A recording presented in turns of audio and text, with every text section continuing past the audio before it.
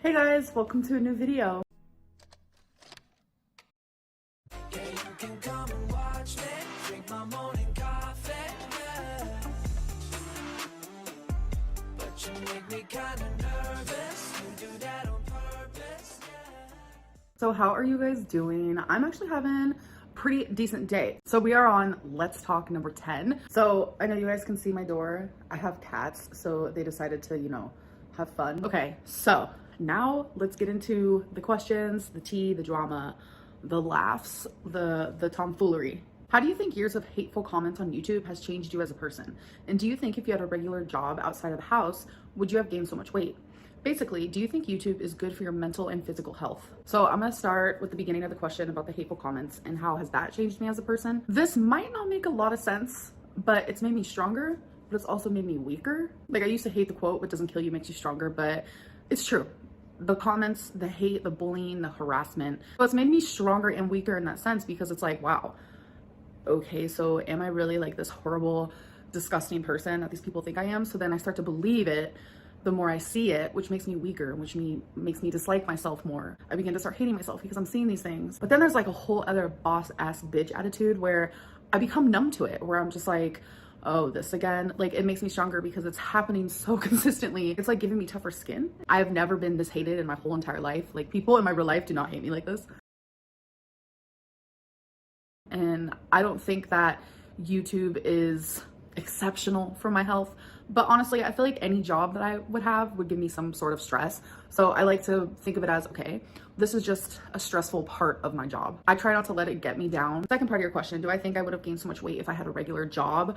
Honestly, if we're being like completely realistic, I feel like if I had like a regular job where I had to leave the house, I don't think I would have had such a huge opportunity to reach almost 600 pounds. I haven't really had routine in my life for years.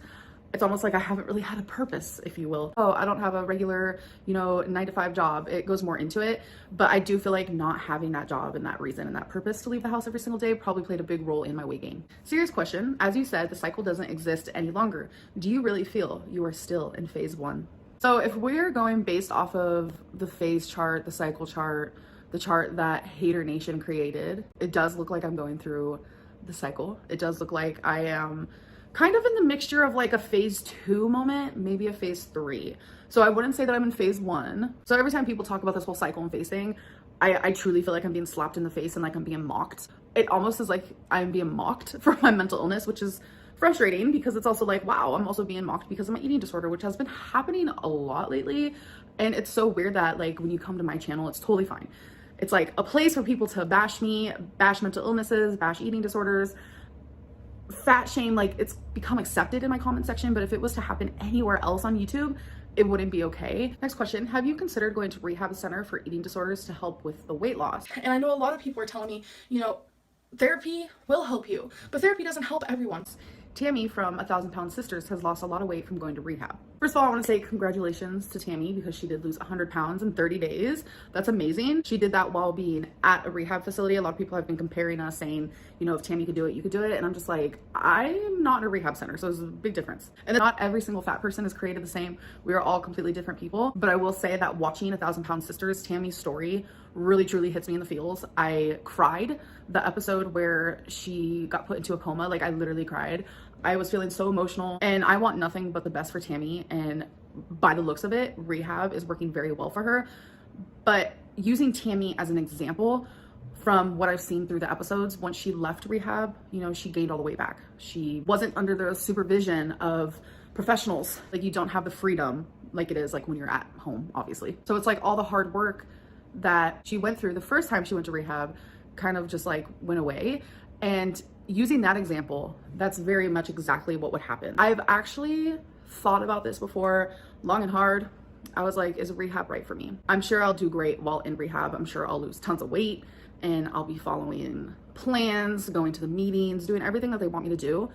But none of that matters unless I do it all outside of rehab. And I know myself, literally being restricted like that inside of a rehab, the minute I come back home to happen. What does support mean to you when you talk about your girlfriend? Without actually demanding me, because she doesn't demand me, she urges me more than literally anybody I've ever had in my whole entire life to exercise, to move more, to eat better, to eat less, to count my calories or count my points. She wants me to find a plan and just stick to it. The same person said, I'm going through weight loss myself and my partner would never let me have takeout on consecutive days. The best way I can say it is they don't help me on my journey, but I don't expect anyone to help me.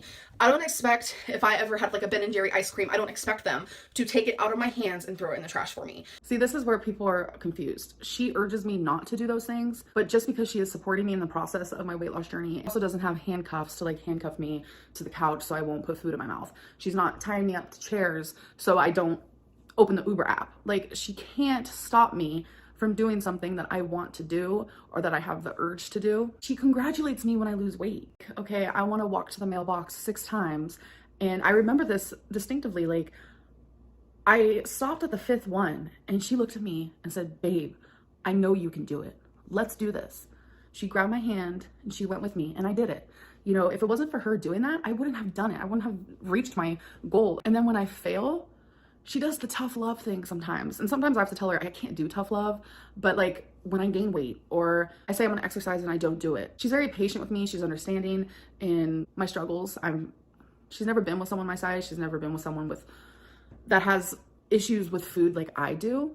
Her just being proud of me, but then she voices her concerns. It's hard to explain. Like, she's super level-headed in this way, which it's no one's fault but my own. And she has stopped me and truly been like, are you sure you want to do this? Like, do you need to do this? Like, what are your current emotions? We both do this thing now where we ask each other, are you coherent right now? Like, are you truly processing that you're about to like order McDonald's? Like, is this what you really freaking want? And when she asks me that, sometimes I'm like, okay, I need to stop. Like, I'm not used to having someone there who makes me second guess, like, should I be ordering this? I've just always been surrounded with people who are like, oh, okay, also, when you order your 20-piece nugget, can you also get me some too? Like, that's not how it is. Like, she's very like, are you freaking sure? Like, and then she'll like weigh out the pros and cons. Like, I don't know. It's hard to explain. I think that you guys would just have to like simply see the dynamic, because me explaining it, like, I feel like I'm being very lousy at that right now. If a loved one had a severe drug addiction and you watch them try and fail for years to overcome it, would you encourage them to seek treatment in a rehab facility, or would you think they could figure it out on their own? Very crazy question, because my parents are drug addicts. My brother's a drug addict. I come from a crazy family. It's the truth. I come from drug addicts, bipolar people, mentally ill people. I do. That is the family I come from. Did you honestly think that I was going to be the only normal one?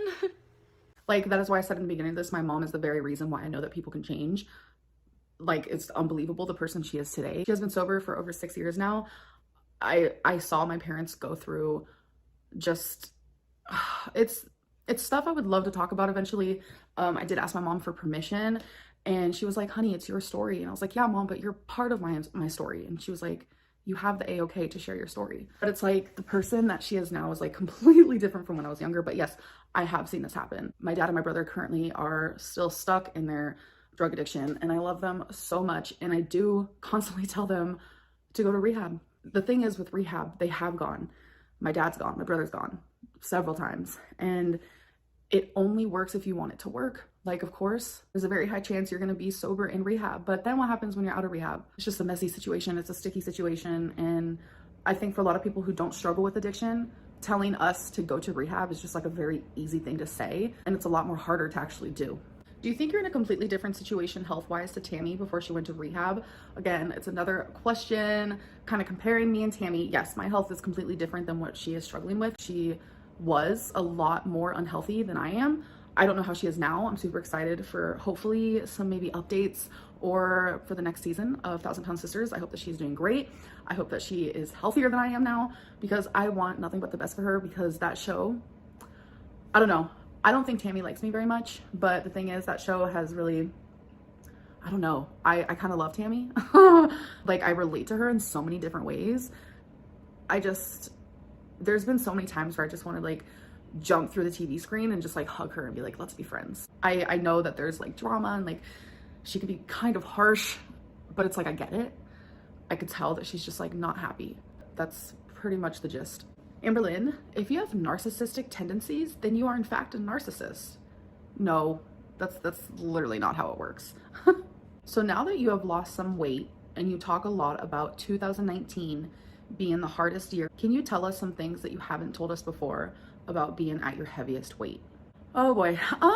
There's quite a few things that I could tell you guys, but I'm not sure if I'm comfy enough doing that. But there's one thing that to me, okay, no, there's two things. There's two things I'm gonna tell you that to me, like, should have been a wake-up call besides me getting diagnosed with cancer. The first thing is, it's pretty bad, but not as bad as the other thing I'm about to tell you guys, which I don't even know. Should I tell you guys this? Ew. So the first thing is, which this has been on my mind lately actually, because in bed now, like, I'm rolling around, I'm plopping, jumping. Like, I'm just like, I feel like a completely different person. And I know a lot of people are like, how come you act like you've lost so much weight when you haven't? It's just how it feels. It's literally how it feels. It's so very non-scale victory. Like, okay, yeah, cool. I'm down over 80 pounds, which feels fucking amazing, but it feels like I'm down like 300. But anyways, okay, back to what I was saying. So I'm like flopping around in bed. I'm doing the do, like, I'm a normal person in bed. Like, I'm sleeping on my side. I'm sleeping on my back. I'm rolling around like a damn basketball, okay? But at my heaviest, I could not roll onto my side at all. I just couldn't. I don't know why.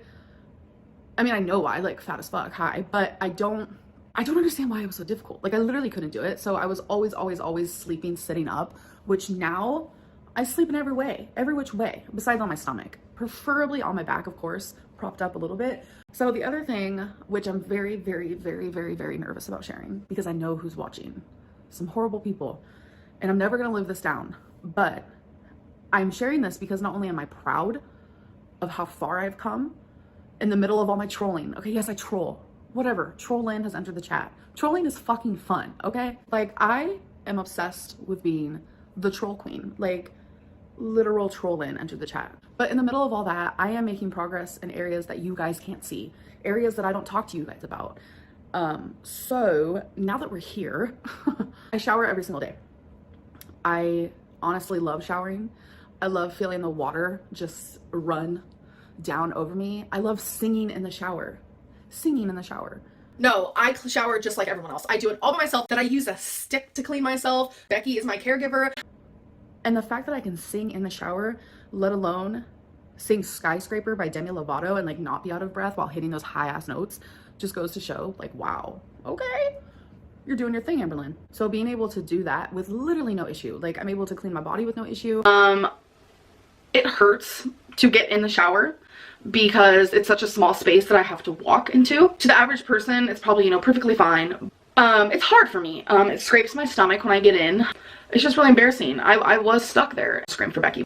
I'm able to stand with no issue. Like, I'm just like a normal person in the shower, besides, like, I'm fat and all. But I know people think that, like, I don't shower like a normal person, but I promise you, I literally do. And the reason why I'm mentioning this is because in 2019, oh my God, I don't even think, okay, so pretty sure the only people who know this is two people, my ex and my current girlfriend.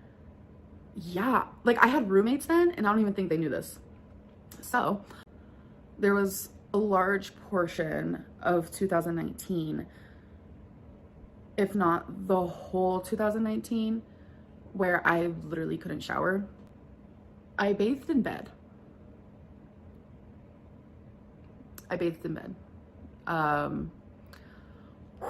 That's so hard to say. Whew, okay, so